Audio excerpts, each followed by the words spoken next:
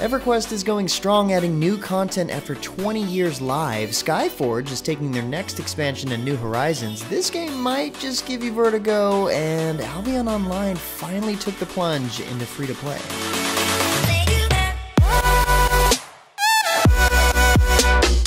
What's up guys, James1 here with a weekly recap for gaming news and announcements for the week of March 22nd, 2019. Starting out the news this week, Nexon announced that MapleStory Fest is back for the second year in a row. This celebration will bring fans and developers of MapleStory and MapleStory 2 together for major announcements, Q&A sessions, and plenty of exciting events. Tickets will be available in a few days starting on the 25th, and the event will run on May 11th this year. Popular MapleStory streamers will be in attendance, and there will even be a special MapleStory themed concert. That sounds interesting. Literally. MapleStory Fest will have limited edition items and exclusive prizes and gifts for those who can make it out as well. So if you're in the LA area around May 11th, it might be worth checking out. But speaking of celebrating, Saturday, March 16th was the beginning of the EverQuest 20th anniversary celebration, where they actually launched brand new content and 2 progression servers. Since the initial launch on March 16th, 1999, the high fantasy MMORPG has released a steady stream of content with 25 expansions and counting. EverQuest also features 1,600 plus playable areas, 700 plus raid events, 50,000 design scripts, and over 3 million lines of code. With that in mind, the new Salo and Mangler progression servers have launched recently, and there is also new content in the No Memorial Mountain. It's full of new quest collections and so much more to celebrate this anniversary.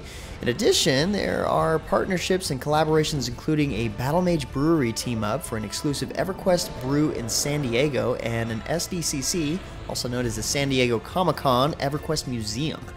Games that have been going strong for 20 years deserve to have their own museum. Not quite on par with EverQuest, Rift is proud to announce that with update 4.8, they have reached their 8th anniversary. With it comes 2 new major content initiatives. The first of these is the Expert Dungeon, Enclave of Anket. This is a 5-man dungeon, and players can prove their might from Alitu to the Tower of Anket. The Ascended will battle their way through simulacrums standing in their way before ultimately establishing a base camp for further expeditions into this area. Then there's the World event, Carnival of the Ascended. This worldwide carnival celebration will have carnival games and special items to acquire. There are a wealth of mounts, essences, costumes, pets, consumables, and titles available for purchase during this time. Check out the site posted at MMOs.com for more event details. Next up, the second part of the Arabian Nights season of Armored Warfare dropped on PC this past week, with 2 new special operations set to bring the Arabian Nights storyline to an explosive conclusion. Magnus Holter is on a campaign to get revenge on Claiborne Industries, and you'll be helping to craft a strategy to deal with the final confrontation looming on the horizon. There's also a new armored vehicle dealer, Francine de la Rouche, who has a new selection of powerful French and Italian vehicles to obtain. These tanks are configurable to fill multiple roles on the battlefield, making them one of the most diverse branches ever added to the game. Not a bad little update to Armored Warfare. Also with My.com, Skyforge has a new expansion coming in April that will, for the first time, add a new planet to the game. New Horizons will drop on PC April 9th, PS4 on April 10th, and Xbox One on April 11th. Terra, the new planet, features overgrown cities, lush jungles, and lawless wastelands. There'll be new mechanics to learn and a brand new race to discover. Preliminary reports show the planet has overwhelming air pollution in some spaces, which seems to indicate that advanced weaponry has been used there for war. New Horizons looks to be the most ambitious expansion for the game to date, boasting that the new planet will develop based on player decisions. I feel like that's a step in the right direction for Skyforge. Pretty cool expansion. But speaking of which, fans of ArcheAge can now delve deeper into the long-forgotten past of Hiram, the game's newest update. Update 5.3, as it's known, brings a new dungeon called the Fall of Hiram City. Players will be tasked with rescuing villagers, with rewards scaling based on the number of prisoners saved. In addition, Eranor's Festival of Strength is here, and players will be doing battle with powerful bosses around the world. Victors will be rewarded with Noriette accessories, so it's definitely worth checking out. The game's UI has also received an overhaul alongside an adjustment to the rate at which potions and food are crafted and obtained. Plenty more details around the update at the site post at MapleStory.com. In other news, the gates of Olendale await again as Gameforge has launched the open beta of the free-to-play hack-and-slash MMORPG Guardians of Ember. As a way to thank their player base, special items and free rewards are available to both newcomers and veterans alike. Those who registered during the beta phases will be rewarded with an exclusive in-game title honoring their participation. Players who had purchased the game on Steam while it was under publisher Insel Games have been taken care of by the Veterans Reward Program, which provides many valuable items at no cost for them when they return to the game. There are also free items in the newly opened premium shop as well. These range from resurrection spells, stat boosters, and more. The full list can be found at the site post linked in the description below. On a slightly similar note, Albion Online, the fantasy sandbox MMORPG sporting a player-driven economy, classless combat system, and intense PvP battles with plenty of hardcore elements, has decided to take the plunge into free-to-play. Albion Online is entering a new era. On April 10th of this year, the gates will open for a plethora of new players.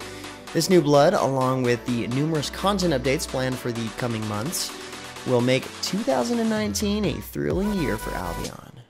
The game's business model will still feature a premium status, which can be bought with either real money or in-game currency, and a cosmetics-only in-game shop. But now you won't need to purchase the game to play. Not to mention free accounts who aren't premium status will have no gameplay restrictions and can take part in all aspects of the game. In asking what prompted the developers to go the free-to-play route, they felt that in today's world, a $30 paywall is a massive deterrent for trying out a new game, especially one as unconventional as Albion Online. I've got to say, I've played the game in alpha and beta, and it was quite fun. Sounds like starting in April will be the time to check it out if you never got the chance. Up next, after much deliberation by the developers of Survived By, a game published by Digital Extremes, they came to the decision that they were not going to reach the vision they had in mind and are not going to continue forward with development.